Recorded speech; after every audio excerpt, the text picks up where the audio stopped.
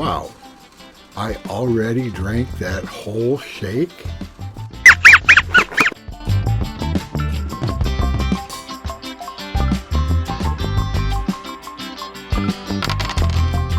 This is Santa Ana Madeira Citrine from Brazil. The rough dealer that I purchased this rough from doesn't know if this citrine was heat treated or not. And although not all Madeira citrine is heat treated, in my view, since the rough dealer does not know for sure, then for me it's best to assume that this was heat treated. Either way, the color is permanent, so heat treated or not, this is a beautiful colored piece of citrine rough. Madeira citrine is one of my favorite gemstones to cut simply because of this beautiful color. So BOPIE wants a square-shaped gemstone, and I don't yet have a go-to favorite design for a square cut. I'm still searching. I've cut a square design called Courtesan by Arya Akhavan before, and I like all of Arya's designs that I've cut so far. So I'll give this design a try in citrine and see how it works, because I previously cut it in a different gemstone and a smaller gemstone. And in my experience, you need to cut a design in several different colors of gemstones and several different sizes to really get a good appreciation of the design. Square designs are generally not difficult to cut, and I always enjoy cutting Arya's design, so I think this square design is what I'll use, and I don't expect any problems cutting this stone. Like many other of his designs, Arya put this design into the Gemology Project website for any cutter to enjoy trying to cut. And here's the website where you can find Arya's Courtesan design. Okay, the first thing I'm going to do with my citrine is cut the first line of instruction on the pavilion and cut 8 facets around, 2 on each side of the square, and cut them to make a little center point on the top or the bottom of the stone, the culet. And then I'll cut the girdle and preform that. So I'm going to preform these cuts with my 210 grit lap. It's a topper lap, just so it's kind of rough, but this will rough in our stone and kind of preform it. Okay, I finished preforming our citrine with my 210 grit topper, so now I'll move to the 600 grit topper and work on the stone some more. The girdles are about set. The width of the stone, length and width are the same, are about set. I need a little bit clean up on those, but pretty well set the length and width of the stone. And I need to bring the pavilion down a little bit so that you can see the rough here. There's still some work to be done. What I need to do is bring the pavilion down a little bit, which will make a center point right here, and clean all this up. And there'll still be plenty of rough left to cut the upper half of our stone, so we're in good shape. I'll move to the 600 grit topper now. Okay, I worked through all the facets on the pavilion or bottom half of our stone with my 600 grit topper, and now I'll go to my 12M. So I have a little tiny piece of rough to remove here, and that'll work itself out as I work through the 12M and then the next pre-polished grit and polished grit. So everything's the right width and pretty much brought the pavilion down where I need it. So now I'll go over it with my 12M. So before I put my 600 grit topper lap away, I will clean it with lava soap and spin dry it so it doesn't rust, and then put it away. And the way I use my lava soap is that I give it 3 swipes from the inside to the outside. So I put a pretty good drip of water, almost to just a flow of water, and I bring the speed up pretty high, and then just swipe it 3 times.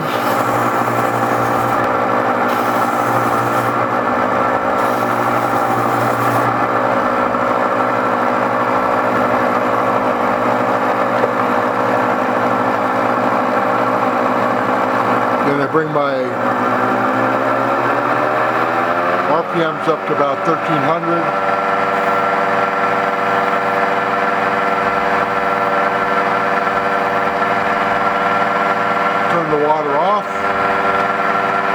spin dry the lap until I can feel that there's no water left. And then I'll put it away for another day. Finished polishing the bottom half, the pavilion of our Madeira Citrine. So now I'll transfer the stone and start cutting the upper half. Okay, some of you have asked me to show again how I remove the dop that I no longer need attached to the stone after I do my transfer. So I'm going to cut the upper half of the stone, so I need to remove this dop, and the way I do it is I take a paper towel and pliers and a butane torch. I wet the paper towel and fold it up like so, and then I wrap the stone just to help keep it cooler.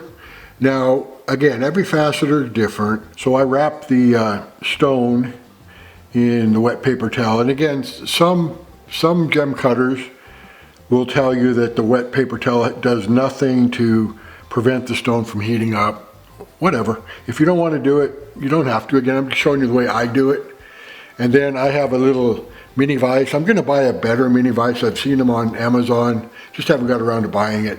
And so I put it in there just to keep my hands free.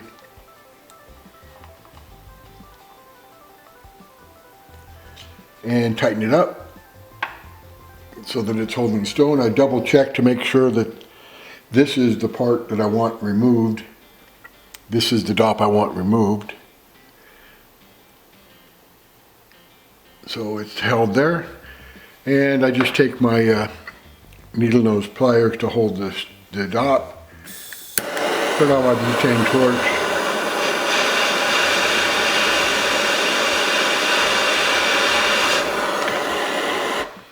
And very quickly, the stone is removed from the dop.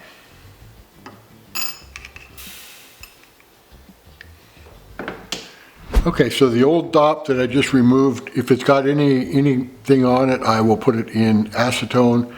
I don't see any of the adhesive on it, but I'll probably dump it in the acetone anyway and just leave it there until the next time I fish out. You know, I have a few dops in there, then I'll clean them all up with Brasso and my denatured alcohol. So I'll just dump this in the acetone. So then the next question becomes, what do you do with the adhesive that's on the upper half of the stone? This stone I have plenty of room for the upper half, so I could just use a rough lap and with my hand grind off that adhesive, or I could use my little knife and pry it off. And that's okay, just make sure that you hold the stone, not the dop, because you don't want to put too much pressure on it and then the stone comes off the dop.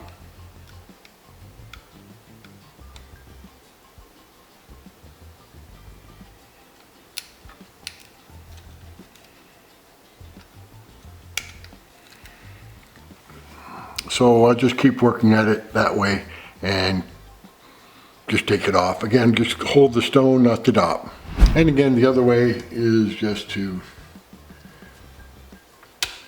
use a rough lap. I'm using a 150 grit lap just because I'm just going to go down to the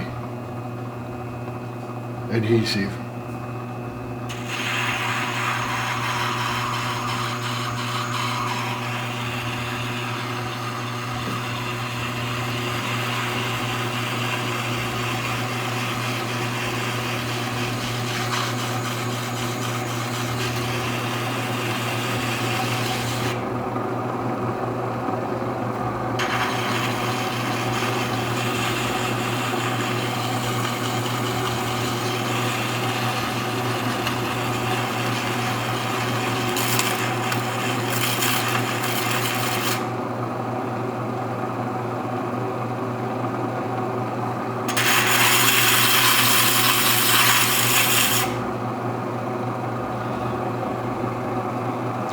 And that's it. And the other thing I do sometimes is with my box cutter knife. I may heat the edge, that's why it's discolored there, and use that to scrape it off the top.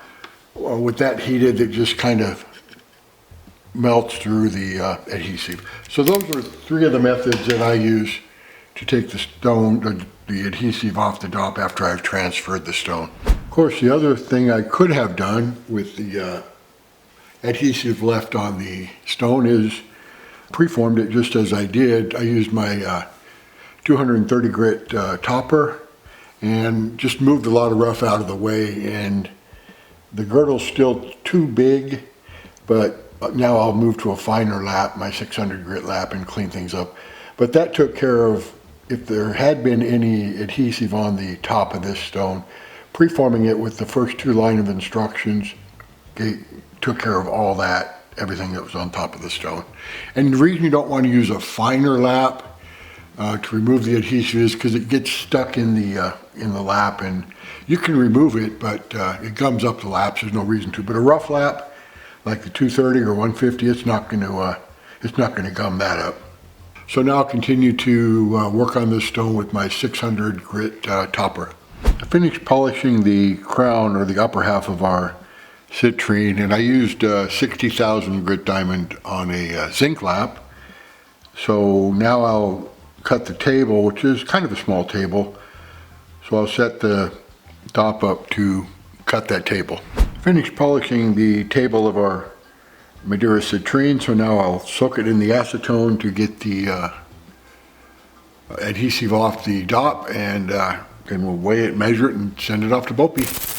Today I cut a beautiful colored Madeira Citrine into a square design called Courtesan. I have cut this design previously, but with a smaller gemstone of a different color, different gem variety. So I really wanted to see how this design looks in a larger size with a different gem material. And the Madeira Citrine looks beautiful. I really enjoy cutting Madeira Citrine. Square designs are generally not difficult to cut, and this design was no exception. And in my opinion, any cutter could cut this design without difficulty, even a brand new cutter. So thanks again for the design, Arya. If you would, please let me know in the comments what you think of this gemstone and the design. And as always, happy fasting, everyone.